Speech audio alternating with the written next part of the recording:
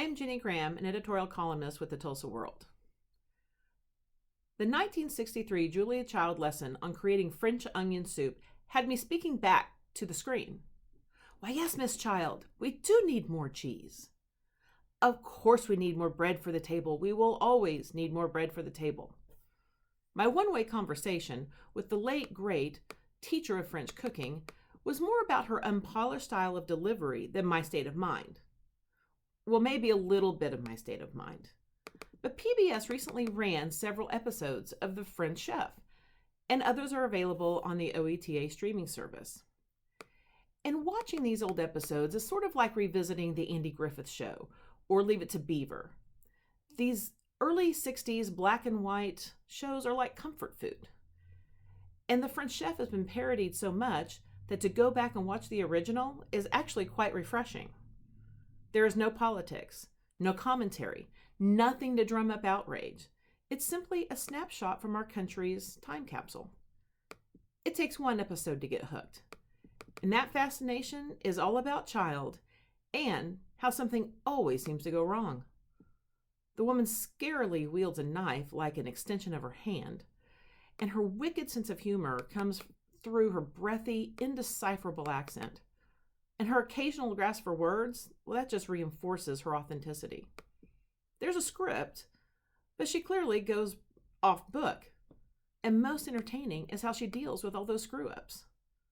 So she pours vermouth instead of oil to brown onions.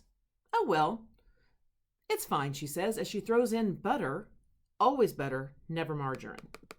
So the vinegar bottle doesn't open? That's fine. She slams the top against a counter while saying, I don't know why they put those on so tight. The pots aren't shiny, and the food and utensils will often fall on the floor, which I'm pretty sure is the origin of the 5-second rule in kitchens. And all of those things are what happens in kitchens everywhere in every home. And sometimes you just have to make do with what you have and whatever happens. So it's no wonder people fell in love with the French Chef. She may have imported a Parisian taste, but everything else is uniquely American. I'm never going to make lobster a la Américaine, which I'm sure I've mispronounced, but I have a great appreciation for how it's made. Child mentions following a recipe quite a bit, giving credibility to the notion that anyone can cook.